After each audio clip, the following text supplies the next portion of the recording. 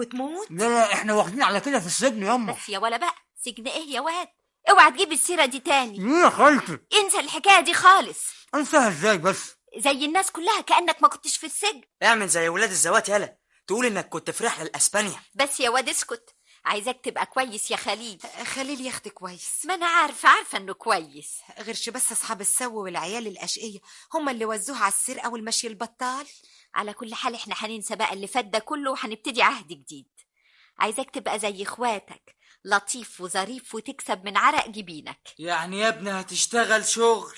وهشتغل ايه ان شاء الله؟ هتشتغل هنا في المزرعة، الشغل كتير قوي والمزرعة محتاجالك. انا ماليش في الكلام ده. يعني ايه مالكش في الكلام ده؟ ايه الكلام المعوج ده؟ امال ليك في ايه ان شاء الله؟ قرشين حلوين يا خالتي، وافتح لي ورشه انتكه. ورشة ايه يا اخويا؟ اي ورشه. اي ورشة يعني ايه؟ ده انت لا نفعت في مدارس ولا اتعلمت اي صنعة. الفلوس تعلم. والفلوس دي هتجيبها منين ان شاء الله؟ البركه فيكي بقى يا خالته. البركة فيا انا؟ انت واد اتجنيت وانا معايا حاجة؟ انت ما معكيش، انما واضح ان صاحبنا غني قوي ومعاه مال قارون. صاحبنا مين ده يا واد؟ جوزك، مش انت هو